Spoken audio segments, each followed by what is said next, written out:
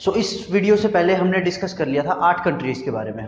आज की इस वीडियो में हम डिस्कस करेंगे उन 8 जो कंट्रीज़ का एक ऑर्गेनाइजेशन है जिसका नाम है सार्क, उसके बारे में।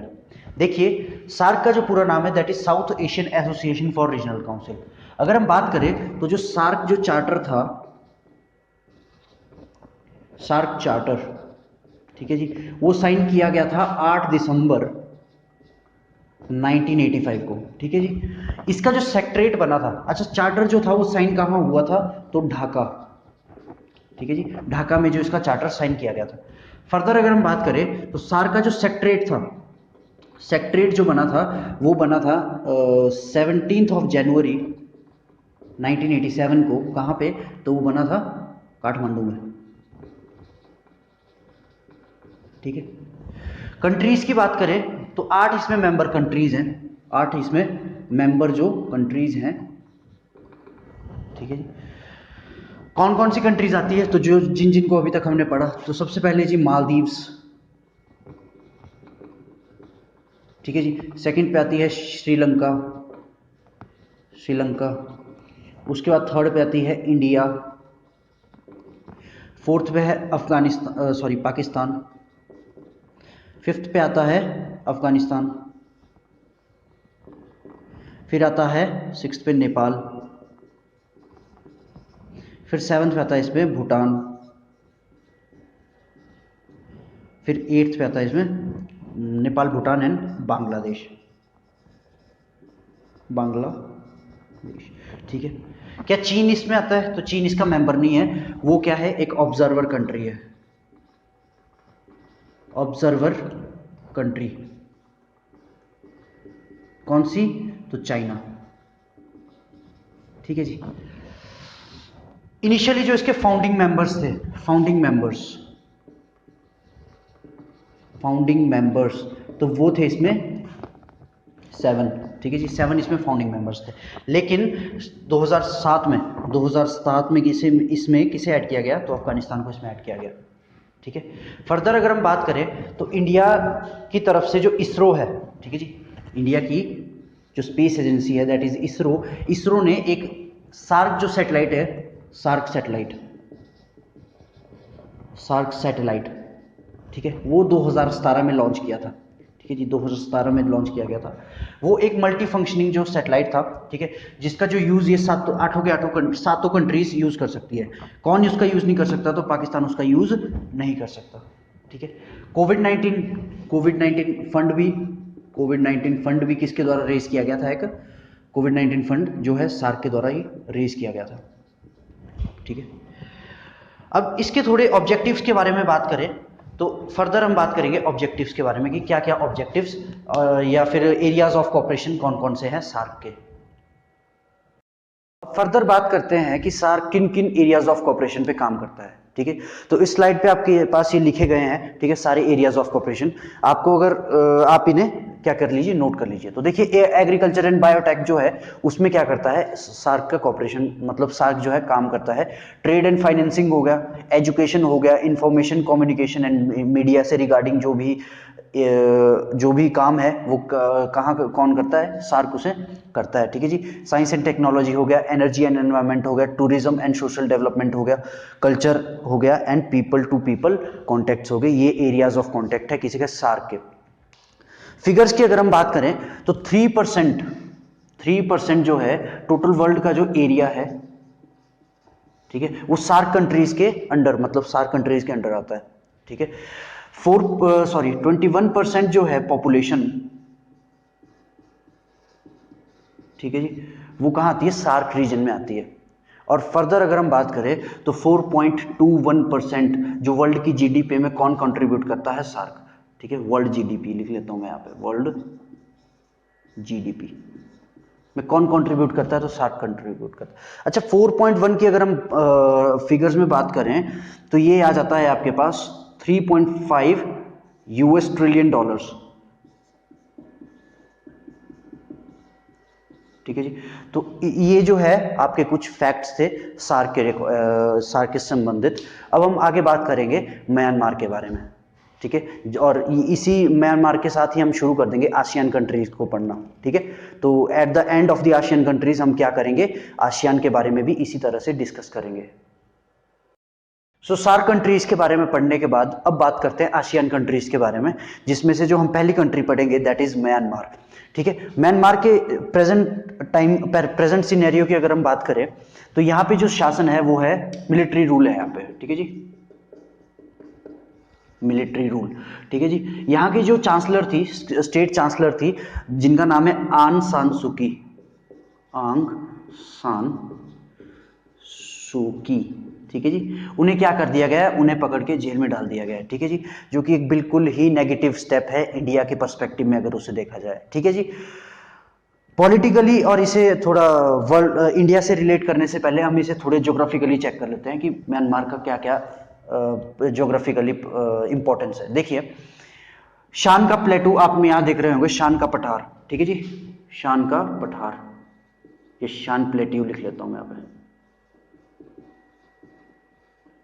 ठीक है जी। ये जो शान का पठार है ये कौन से देश में है, तो ये म्यांमार में। क्यों ये इंपॉर्टेंट है, तो ये यहाँ पे धान की जो खेती होती है, धान की खेती के लिए बेस्ट है, ठीक है जी। यहाँ पे धान की खेती सर्वाधिक मात्रा में होती है, ठीक है। इस शान के पठार के पश्चिम की तरफ को एक नदी बहती है जिसका नाम है इरावती नदी, इरावती नदी। और इस शान के पठार के पूर्व की तरफ को बहती है एक रिवर जिसका नाम है साल्विन रिवर, ठीक है जी, साल्विन नदी, ठीक है। तो ये जो दो मेजर रिवर्स है कहाँ की, म्यांमार की। फर्दर अगर हम बात करें तो अंडमान एंड निकोबार आइलैंड आप इस तरफ को देख रहे होंगे, ठीक है। क्वेश्चन आता है कि अंडमान और निकोबार द्वीप समूह के सबसे नजदीक जो एक देश है वो कौन सा देश है, तो वो देश है म्यांमार, ठीक है। अंडमान निकोबार का एक आइलैंड था, छोटा सा आइलैंड इस यहाँ पे, ठीक है, जो बेसिकली हिस्सा किसका था, अंडमान एंड निकोबार का, लेकिन वो किसे दे दिया गया था, भारत द्वारा उसे दिया गया था म्यांमार को, जिसका नाम है कोको आइलैंड, कोको आइलैंड, ठीक है। ये कोको आइलैंड हमने दिया किसे, म्यांमार को, लेकिन इस म्यांमार ने ये क्या कर दिया, ये चाइना को दे दिया, किसे दे दिया, चाइना को, ठीक है, जिसका जो नतीजा है ये आज तक भुगत रहा है, ठीक है। वो कैसे, वो मैं आपको नेक्स्ट स्लाइड में बताता हूं। सो अब बात करते हैं इंडिया और अब म्यांमार के बीच शुरू हुए एक मल्टी मॉडल प्रोजेक्ट के बारे में जिसका नाम है कालादान मल्टी मॉडल प्रोजेक्ट। इसे मल्टी मॉडल क्यों कहा गया, मल्टी मॉडल, मल्टी मॉडल कहने का इसका मेन मोटिव ये है कि क्या किस कारण से इसे मल्टी मॉडल कहा गया, तो इसमें बेसिकली यूज किया गया थ्री टाइप्स ऑफ रूट का, जिसमें से जो फर्स्ट टाइप है वो है सी रूट, ठीक है जी, सी रूट। सेकंड जो रूट यूज किया गया वो है रिवर रूट, और नंबर थर्ड यूज किया गया आपके पास लैंड रूट का, ठीक है। अगर आप इस डायग्राम में जरा देखेंगे तो आपको यहां दिखेगा कि जो वेस्ट बंगाल का जो ये कोस्टल एरिया है, ठीक है जी, यहाँ पे जो कोस्टल एरिया है, यहाँ के जो आपके बंदरगाह से क्या किया गया, सामान को उठाया जाता है, ठीक है। जो इस रूट में यहाँ से सामान को उठाया जाता है और सी रूट से होते होते, जो कि सी रूट है यहाँ पे 539 किलोमीटर्स का, ठीक है जी, इस डिस्टेंस को ट्रेवल करके आप पहुंचते हैं म्यांमार की एक जगह पे, रखाइन स्टेट में, जहां पे रखाइन स्टेट की जो आपकी कैपिटल है दैट इज सितवे। तो यहाँ पे इंडिया द्वारा डेवलप किया गया एक बंदरगाह है जिसका नाम है सितवे बंदरगाह, ठीक है जी। उस सितवे बंदरगाह से क्या किया जाता है कि रिवर जो कालादान रिवर है वो बहनी शुरू हो जाती है, ठीक है। अब उस कालादान रिवर से होते होते क्या किया जाता है कि आपका सामान को पहुंचाया जाता है कहां तक, तो ये पलेटवा तक, ठीक है, पलेटवा तक पहुंचाया जाता है। और ये जो पलेटवा तक जो ये रूट है, ठीक है जी, पलेटवा तक जो ये रूट है ये है 158 किलोमीटर्स का, जो सितवे से शुरू हुआ और पलेटवा तक गया। और पलेटवा से आगे क्या आ जाता है, लैंड रूट आ जाता है, कितना, हाईवे जो है 129 किलोमीटर्स का, 129 किलोमीटर्स का। ये प्रोजेक्ट कब से शुरू किया गया है, तो 2010 से इसे शुरू किया गया था। कब को फिनिश कहा गया था इसे, तो 2014 तक इसे कहा गया था कि ये फिनिश हो जाएगा, लेकिन इसकी डेट एक कारण से क्या हो रही है, लगातार एक्सटेंड होते होते पहले 2021 हुई, अब उसकी डेट को एक्सटेंड कर दिया गया है 2024 तक। तो कहा जा रहा है कि 2024 तक ये प्रोजेक्ट क्या हो जाएगा, फिनिश हो जाएगा। अब आपके मन में एक बात आ रही होगी कि ये जो प्रोजेक्ट 2010 से शुरू हुआ ये अभी तक कंप्लीट क्यों नहीं हुआ है। तो ध्यान से सुनिए एक बात, ये जो आपका रीजन है जिसे हमने कहा, क्या कहा, तो रखाइन स्टेट, ठीक है, रखाइन, ठीक है जी। यहां पे एक आर्मी पाई जाती है, ठीक है, यहां पे एक आर्मी है, ठीक है, जो म्यांमार की अपनी आर्मी नहीं है, ठीक है, वो बेसिकली आप उन्हें आतंकवादी कह सकते हैं, ठीक है जी, आतंकवादी। वो किसके द्वारा फंडेड है, तो उनको फंड करता है चाइना। अब चाइना क्यों फंड करता है, तो इसी मल्टी मॉडल प्रोजेक्ट को रोकने के लिए, ताकि इंडिया क्या ना कर सके, यहां पे ना पहुंच सके। अब आप अगर ध्यान से देखेंगे, जब हमने मॉनसून को पढ़ा था तो मैंने आपको एक पर्वत बताया था कि जो इंडिया और म्यांमार के बीच क्या बनाता है बाउंड्री, दैट इज अराकान पर्वत। कौन सा पर्वत, अराकान योमा पर्वत।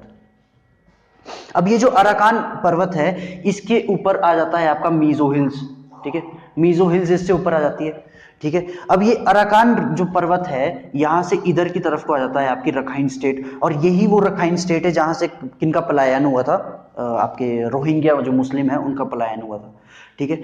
अब ये जो आर्मी है इसका नाम क्या है, अराकान आर्मी, ठीक है। इनके भी अपने रैंक होते हैं, जैसे इंडियन आर्मी में अपना एक रैंक होता है, सारी एक चीज है इनकी। फंड कौन कर रहा है इसे, तो इसे चाइना फंड कर रहा है। क्यों फंड कर रहा है, ताकि ये मल्टी मॉडल प्रोजेक्ट को रोका जा सके, ठीक है। इंडिया ने भी एक प्रोजेक्ट, वो आपका ऑपरेशन शुरू किया था, इंडिया एंड म्यांमार ने, इंडिया प्लस म्यांमार, किसके लिए शुरू किया था, तो इन आतंकवादियों को यहां से मारने के लिए, जिसका नाम था ऑपरेशन सनशाइन, ऑपरेशन सनशाइन, ठीक है। तो ये कुछ मेन पॉइंट्स थे इस मल्टी मॉडल प्रोजेक्ट के, ठीक है जी। सो अब बात करते हैं फर्दर आगे।